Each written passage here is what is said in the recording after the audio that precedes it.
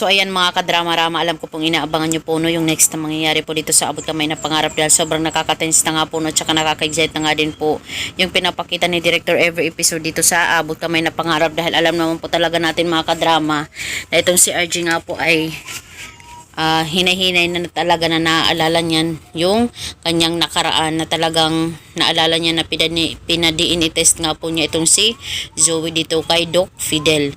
Kaya ngayon mga kadrama ay dahil nga po sa naalala ni RJ, sana nga po talaga mga kadrama ituloy na talaga ni director na imbestigahan talaga ni RJ yung DNA test noon ni Zoe tsaka ni Annalyn dahil itong si Doc Fidel talaga yung nakakaalam ng lahat ng yun.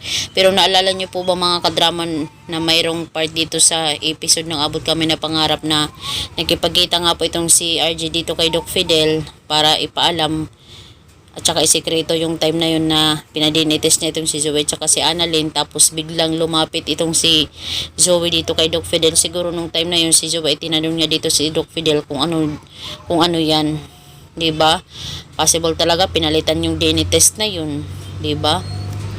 Kasi nakipagkita din kasi si Zoe dito kay Doc Fidel pagkatapos ng pagkikipagkita ng kanyang daddy, pagkatapos magbigay ng sample ni RG dito. Hoping nga po talaga mga kadrama no ay walang mga kung ano-anong mga kaikika na naman itong si director dito no. Sana nga po ituloy na nga po niya na ipaalam na talaga dito kay RJ yung katotohanan at makipagkita o makipag-usap na sana itong si RJ dito kay Doc Fidel no, para tanungin sa kanya kung ano yung naging resulta. Baka na naman talagang hindi magsabi na naman ng katotohanan itong si Doc Fidel sa kanya. Sana nga po nasa kanya yung kanyang loyalty no. Kasi kung hindi nasa kanya yung loyalty ni Doc Fidel, binayaran siya ni Zoe para hindi lang sabihin yung katotohanan, wala na. Pero si director pa rin talaga yung nakakaalam ng lahat ng itong mga kadrama. Hoping nga po no ibigyan na talaga ni Doc Fidel dito kay RG yung test result or DNA test result.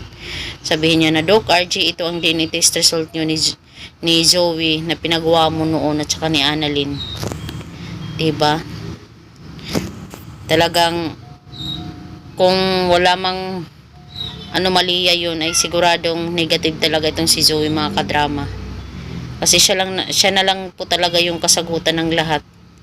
Siya, tapos itong si Carlos yung magsabi ng katotohanan dito kay RJ. Diba?